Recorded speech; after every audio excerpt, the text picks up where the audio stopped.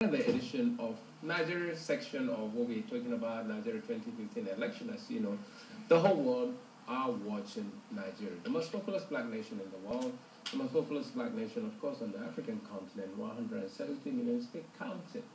Is it going to be APC or is it going to be the PDP? Nonetheless, the vote of the masses count, and it is down to you to make sure you elect and you vote for the right candidate and the right party. Now may take us a nation forward. You've heard about the transformation agenda of Mr. President Goodluck Jonathan, and you have seen the wane of change that has been brought by the APC. As we discuss who is going to be there February 14th, we have the pleasure in the studio today with us, a section of the APC and a section of the PDP. Or, as we will likely classify them to be, we have a team of APC in the House and a team of PDP in the House. On the right-hand side, we have Mr. Benga, who is the former chairman of the PDP United Kingdom. You're welcome to the program. Thank you, Goodman. And Mr. Elijah, or is it Isaiah? Elijah, who is the secretary of the PDP United Kingdom, present secretary. Yeah. You're welcome to the program. Thank you very much. And on the left-hand side, we have Mr. Philip, who is a PRO, secretary of the APC United Kingdom.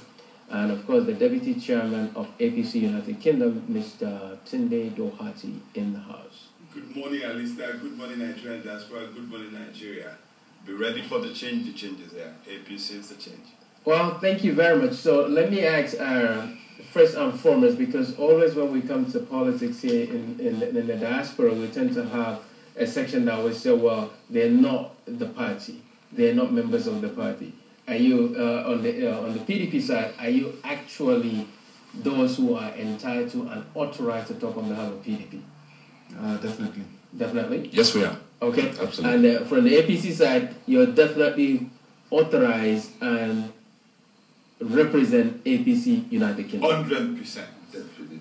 Well, thank you very much. So for the viewers, these two teams are there for the taking. So please feel free to phone in, ask them the question, all the things that they say they've been doing in terms of transformation, and the reason why some believe that we need a change in Nigeria.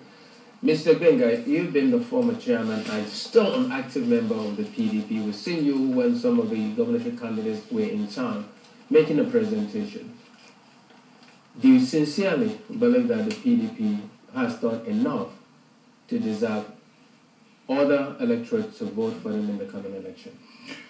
Well, thank you very much, Alistair, and thank you to our viewers who are tuning in and being involved in making a very big decision come February the 14th as to who will continue, and I use the word continue very deliberately, as the President of the Federal Republic of Nigeria. Nigeria is at a point where we need to be very careful about the choices and decisions we make for our future. We're electing a president who's going to run for the next 4 years.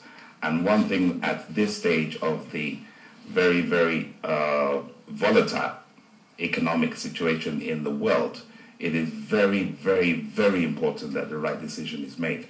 We have a president whose track record over the last 4 years, at the very least, shows that in areas of infrastructure, the economy, you take all aspects of the economy, there isn't any area that the president has not touched.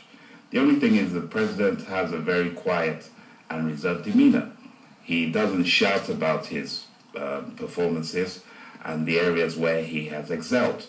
He leaves that, of course, to Nigerians to consider and to look at critically. The opposition will have you believe, by selectively looking at areas of insecurity and corruption, which they tend to harp about, that this president hasn't done enough, hasn't done sufficient. In fact, they'll have you think that we've gone backwards in the last 4 years.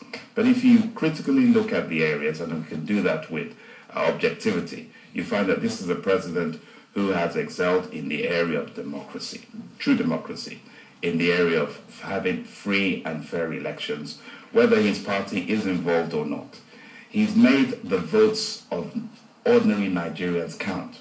And that is a far cry from what we had before 2011. He has ensured that if you're a Nigerian, you're truly a Nigerian. and your voice and your decision counts. And that's the reason why everyone is so interested in February the 14th, Valentine's Day, because it means that for once, you can be sure that when you cast your vote, it will have a meaning. And if you reflect on the areas of transportation, on the areas of federal roads, on the areas of the economy as a global indices, when you look at the GDP of the country and you look at how Nigeria has improved in terms of its earning power in oil and non-oil sectors. And these are things that the intellectuals will have us believe can be measured. They've been measured, and Nigeria has been given kudos for its performance. So undoubtedly, we have a president who is experienced, has performed, has done a job, as opposed to us taking a risk and a gamble on someone who was on the stage 30 years ago. We know his track record, we know his antecedents, which we will say is negative. We want to take a chance at this volatile. Let me wait on that before you jump by saying their own achievement or non-achievement in government. Mr. Doherty, you heard the reason why he believed that the PDP should be retained in government come February 14th. Why should people then vote for APC? Oh, thank you, Alistair. Yeah, he himself has already said